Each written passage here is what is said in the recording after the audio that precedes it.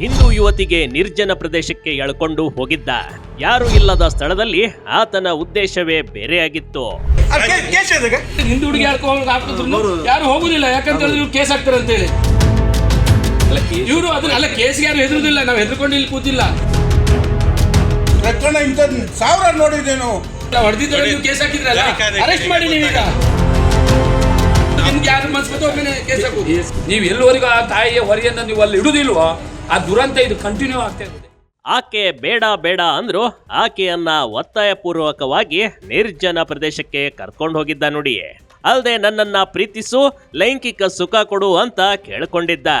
ಆದ್ರೆ ಮುಸ್ಲಿಂ ಯುವಕ ಹಿಂದೂ ಯುವತಿಯೊಂದಿಗೆ ನಿರ್ಜನ ಪ್ರದೇಶದಲ್ಲಿ ನೋಡಿದ ಹಿಂದೂ ಕಾರ್ಯಕರ್ತರು ಯುವಕನಿಗೆ ಪ್ರಶ್ನೆ ಮಾಡಿದ್ರು.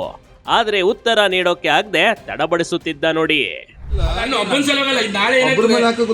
ಪ್ರತಿರೋಧ ಮಾಡದೆ ನಾಳೆ ಒಬ್ಬ ಕಾರ್ಯಕರ್ತನು ಒಂದು ಮನೆ ಹಿಂದೂ ಹುಡುಗಿ ಹಾಕಿದ್ರು ಯಾರು ಹೋಗುದಿಲ್ಲ, ಯಾಕಂತ ಹೇಳಿದ್ರೆ ಇವ್ರು ಕೇಸ್ ಹಾಕ್ತಾರೆ ಅಂತ ಹೇಳಿ. ಇವರು ಅದನ್ನ ಕೇಸ್ಗೆ ಯಾರು ಹೆದರುದಿಲ್ಲ, ನಾವು ಹೆದರ್ಕೊಂಡು ಇಲ್ಲಿ ಕೂತಿಲ್ಲ. ಇದು ಸ್ವಭಾವ ಬಿಡ್ತದೆ. ಇವತ್ತು ಕೇಸ್ ಹಾಕುವಂತ ಪರಿಸ್ಥಿತಿನೇ ಇಲ್ಲ ನಿಮ್ಗೆ, ಅಂಥದ್ರಲ್ಲಿ ನೀವು ಹಾಕ್ತಾ ಇದ್ರಿ. ಯುವತಿಯನ್ನ ಕೇಳಿದಾಗ ನಡೆದ ಘಟನೆ ಎಲ್ಲ ವಿವರಿಸಿದ್ದಾಳೆ. ಇಬ್ರು ಒಂದೇ ಸೂಪರ್ ಮಾರ್ಕೆಟ್ ನಲ್ಲಿ ಕೆಲಸ ಮಾಡ್ತೀವಿ. ಆತ ಸೇಲ್ಸ್ ಮ್ಯಾನ್ ಆಗಿ ಕೆಲಸ ಮಾಡ್ತಾನೆ. ಆದ್ರೆ ನನ್ನನ್ನ ಪ್ರೀತಿಸು ಅಂತ ಬೆನ್ನು ಬಿದ್ದಿದ್ದ ಅಂತ ಹೇಳ್ಕೊಂಡಿದ್ಲು. ಹಾಗೆ ಒತ್ತಾಯ ಪೂರ್ವಕವಾಗಿ ತನ್ನನ್ನ ಅಜ್ಞಾತ ಸ್ಥಳಕ್ಕೆ ಕರ್ಕೊಂಡ್ ಬಂದಿದ್ದ ಅಂತ ಹೇಳ್ಕೊಂಡಿದ್ಲು ನೋಡಿ. ಪ್ರಕರಣ ಬೆಂಕಿ ಬಿದ್ರೆ ಪ್ರಕರಣ ಇಂಥದ್ದು ಸಾವಿರ ನೋಡಿದ್ದೇನು. ಸರ್ಕಾರ ವಾಪಸ್ ತಗೊಳ್ತದೆ. ನೀವು ಪ್ರಕರಣ ಮಾಡಿದ್ರಿ, ನೀವು ಕೇಸ್ ಮಾಡಿದ್ರಿ, ನಿಮ್ಗೇನು ಬೆಲೆ ಉಳಿತು? ಬೀಜ ಹಳ್ಳಿ ಕೆಜಿ ಹಳ್ಳಿ ವಾಪಸ್ ತಗೊಂಡ್ರು. ಮಾಡಿ ಅಂತಾನೆ ಹೇಳ್ತಿದ್ವಿ ಸರ್, ಮಾಡಿ ಸರ್. ಕೇಸ್ ಮಾಡಿ ಅಲ್ಲ ಸರ್, ಒಂದ್ ನಿಮಿಷ. ನೀವು ಕೇಸ್ ಹಾಕ್ಬೇಕಾದ್ರೆ ನಿಮ್ಗೆ ಒತ್ತಡ ಇತ್ತು, ಹಾಕದಲ್ಲ, ಅರೆಸ್ಟು ಮಾಡಿ. ನೀವು ಮತ್ತೆ ಹಾಕ್ಬಿಡ್ಬೇಕು. ನೀವು ಹಾಕಿದಲ್ಲ, ಹೊಡೆದಿದ್ರೆ ನೀವು ಕೇಸ್ ಹಾಕಿದ್ರಲ್ಲ, ಅರೆಸ್ಟ್ ಮಾಡಿ. ನೀವೀಗ ಎದುರುಗಡೆ ನಾವು ಇದ್ದೀವಲ್ಲ, ನೋಡ್ದೇನೆ ನೀವು ಕೇಸ್ ಹಾಕ್ತೀರಿ. ಪ್ರೈಮರಿ ಫೇಸಿಯಲ್ಲಿ ನಿಮ್ಗೆ ಇದೇ ಇಲ್ಲ, ಎವಿಡೆನ್ಸೇ ಇಲ್ಲ ನಿಮ್ಮ ಹತ್ರ. ಎವಿಡೆನ್ಸ್ ಇಲ್ಲದೆ ನೀವು ಕೇಸ್ ಹಾಕ್ತೀರಿ. ಎವಿಡೆನ್ಸ್ ಇಲ್ಲ ಅಂತ ಕ್ಲೋಸ್ ಮಾಡ್ತಾರೆ, ಬಿಡಿ. ಕ್ಲೋಸ್ ಮಾಡ್ತಾರೆ ಅಂದ್ರೆ ನೀವು ಅಂದ್ರೆ ಏನ್ ಬೇಕಾದ್ರೂ ಮಾಡುವ. ಯಾರು ನಿಮ್ಗೆ ಯಾರು ಮನ್ಸ್ಕೊತ ಒಮ್ಮೆ ಕೇಸ್ ಹಾಕುದು. ತಕ್ಷಣಕ್ಕೆ ಯುವಕನನ್ನ ಪೊಲೀಸರಿಗೆ ಒಪ್ಪಿಸಿದ ಹಿಂದೂ ಕಾರ್ಯಕರ್ತರು. ಉಲ್ಟಾ ಹಿಂದೂ ಕಾರ್ಯಕರ್ತರ ವಿರುದ್ಧವೇ ಪ್ರಕರಣ ದಾಖಲು. ಮುಸ್ಲಿಂ ಯುವಕ ಲೈಂಗಿಕ ಕಿರುಕುಳ ನೀಡಲೆಂದೇ ಹಿಂದೂ ಯುವತಿಯನ್ನ ಒತ್ತಾಯಪೂರ್ವಕವಾಗಿ ಕರೆದುಕೊಂಡು ಹೋಗುತ್ತಿದ್ದ. ಇದನ್ನ ಗಮನಿಸಿದ ಹಿಂದೂ ಕಾರ್ಯಕರ್ತರು ತಡೆದು ಪ್ರಶ್ನೆ ಮಾಡಿದ್ದಾರೆ. ಆದ್ರೆ ಯಾವುದೇ ಸರಿಯಾದ ಉತ್ತರ ನೀಡದೆ ಇತ್ತ ಯುವಕನನ್ನ ಪೊಲೀಸ್ ಠಾಣೆಗೆ ಕರ್ಕೊಂಡು ಬರಲಾಗಿತ್ತು.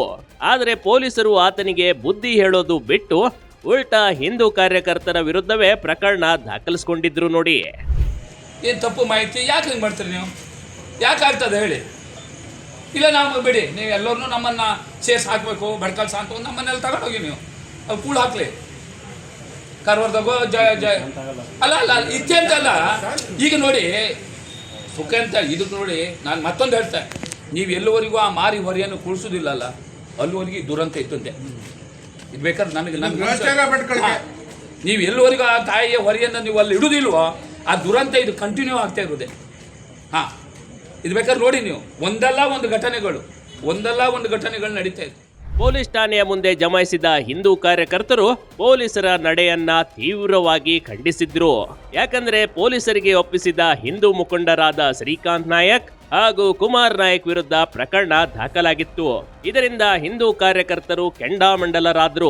ಪ್ರಕರಣ ದಾಖಲಾಗಿದ್ದಕ್ಕೆ ಗರಂ ಆದ ಹಿಂದೂ ಮುಖಂಡರು ಭಟ್ಕಳದ ನಗರ ಪೊಲೀಸ್ ಠಾಣೆ ಮುಂದೆ ನೂರಾರು ಹಿಂದೂ ಕಾರ್ಯಕರ್ತರಿಂದ ಪ್ರತಿಭಟನೆ ನಡೆಸಲಾಯಿತು ನೋಡಿ.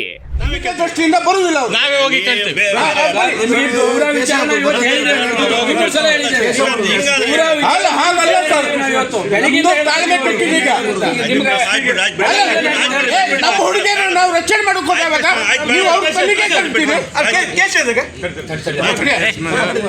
ಹಿಂದೂ ಯುವತಿಗೆ ಒತ್ತಾಯ ಮಾಡುತ್ತಿದ್ದ ಯುವಕನ ವಿರುದ್ಧ ಲೈಂಗಿಕ ದೂರನ್ನ ನೀಡಿದ ಯುವತಿ.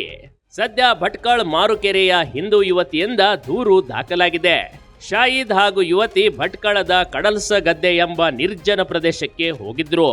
ಆಗಲೇ ಅಲ್ಲಿ ಸ್ಥಳೀಯರು ಗಮನಿಸಿ ಹಿಂದೂ ಮುಖಂಡರಿಗೆ ಮಾಹಿತಿ ನೀಡಿದ್ರು ನೋಡಿ. ಸದ್ಯ ಯುವತಿ ದೂರಿನ ಮೇಲೆ ಶಾಹಿದನಿಗೆ ಬಂಧಿಸಲಾಗಿದೆ. ಹಿಂದೂ ಹುಡುಗಿಯರಿಗೆ ಎಷ್ಟೇ ಹೇಳಿದ್ರು ಬುದ್ಧಿ ಬರೋ ತರ ಕಾಣ್ತಿಲ್ಲ ಕಣ್ರಿ. ನಿತ್ಯವೂ ಸೋಷಿಯಲ್ ಮೀಡಿಯಾದಲ್ಲಿ ಲವ್ ಜಿಹಾದ್ ಬಗ್ಗೆ ನೋಡಿದ್ರು ಆ ತಪ್ಪು ಮಾಡ್ತಿರೋದು ನಿಜಕ್ಕೂ ವಿಪರ್ಯಾಸವೇ ಸರಿ. ಬಿಗ್ ಟಿವಿ ಕರ್ನಾಟಕ, ಉತ್ತರ ಕನ್ನಡ ಜಿಲ್ಲೆ.